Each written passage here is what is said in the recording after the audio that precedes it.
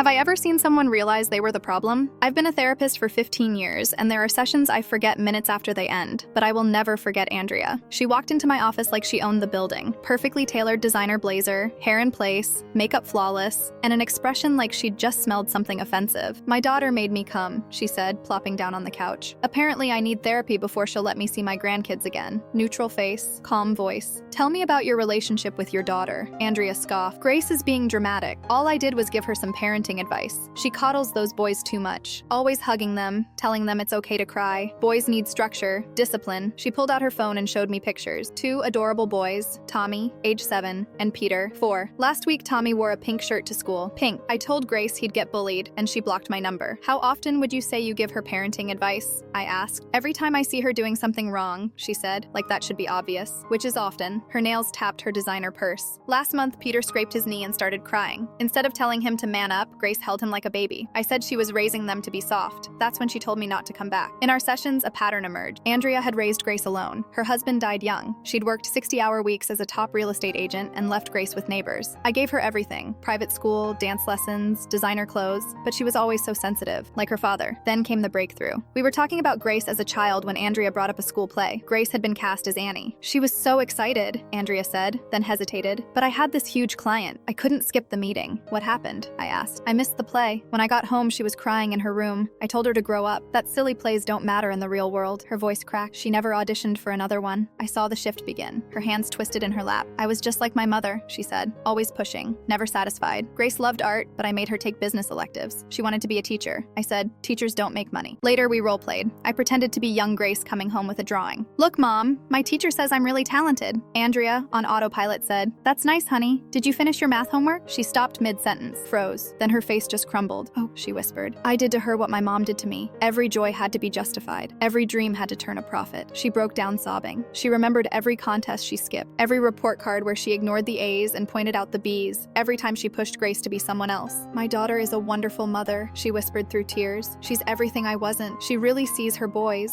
And instead of being proud, I tried to control her, to force her to be like me. 2 months in, she sent me a photo. She was sitting cross-legged on Grace's living room floor in jeans, not designer pantsuits. Tommy was teaching her how to draw a dragon. Peter was curled in her lap, wearing a sparkly purple shirt. The caption read, "First time they've hugged me in months. Grace says if I keep working on myself, I can come every weekend." Last week, Andrea came in beaming. "Grace invited me to Tommy's school play. He's playing a tree," she laughed. Old me would have rolled my eyes, called it silly. But now, I'm helping him rehearse. "Did you know trees can have monologues?" She paused, eyes wet. I almost lost them because I couldn't see I was the problem. But now, I'm finally becoming the mom and the grandma they deserve.